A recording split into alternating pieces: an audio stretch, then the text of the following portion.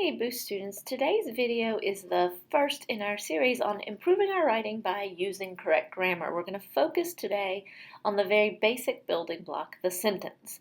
Now, you should have your sentence notes in front of you so you can take notes as you watch the video, and be sure to pause when appropriate and work on the practice.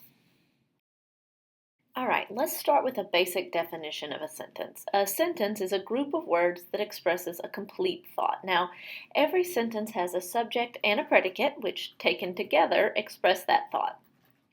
The subject of the sentence is the part that tells whom or what the sentence is about. And the predicate tells what the subject does or has. It can also tell what the subject is or what the subject is like. So look at these examples. Sunlight shone through the cracks in the old shed. Sunlight is the subject, it's the what, and shone through the cracks in the old shed tell what the sunlight is doing. The noise of the thunder scared the children. Noise is the simple subject, the noise of the thunder is the complete subject, and scared is the simple predicate, scared the children is the complete predicate. Now, sometimes the subject can actually be two whos. So if you look at this example, Keisha or Alex can fix that bike. Keisha or Alex is the subject, and can fix the bike is the predicate. Sometimes it can have two predicates. Wasps drink nectar and eat other insects. Wasps is your subject, and drink nectar and eat other insects is your predicate. All of those are complete sentences because they have a complete subject and a complete predicate that help express a complete thought. Now it's time to practice. Look at your note sheet under the section for practice. You're going to look at these 5 sentences, circle the complete subject, and draw a line under the complete predicate. Pause the video, take a minute, and do the practice. Alright, so why is all of this subject and predicate gobbledygook important? Well, it's because sometimes we're missing a subject or a predicate, and then we have what's called a sentence fragment.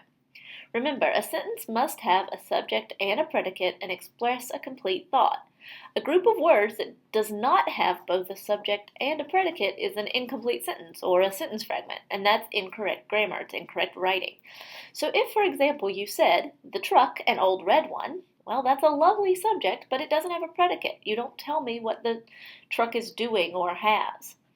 If you had just the second part of the sentence, slowly climbed the steep hill, well, what or who slowly climbed the steep hill? I don't have a subject there.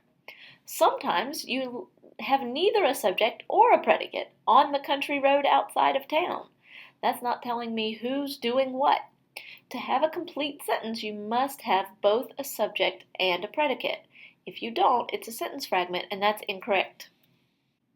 All right, now it's time to practice. Look at these 5 sentences and determine if they actually are sentences or if they're sentence fragments.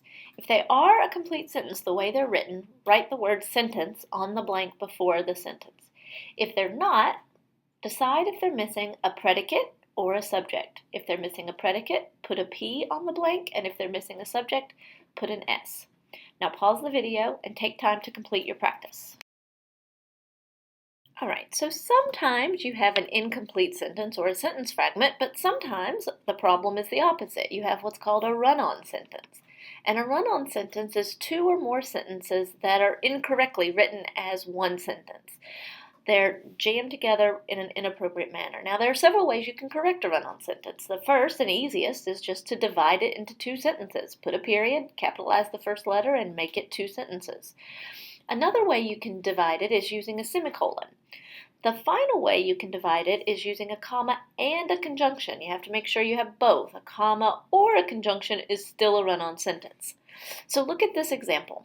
The movie was long, I got restless. That's a run-on sentence. We have 2 subjects, movie and I, and 2 predicates, was long and got restless. So what we have to do is make that into 2 separate sentences. You can put a period after the word long and capitalize the I, making it 2 totally separate sentences.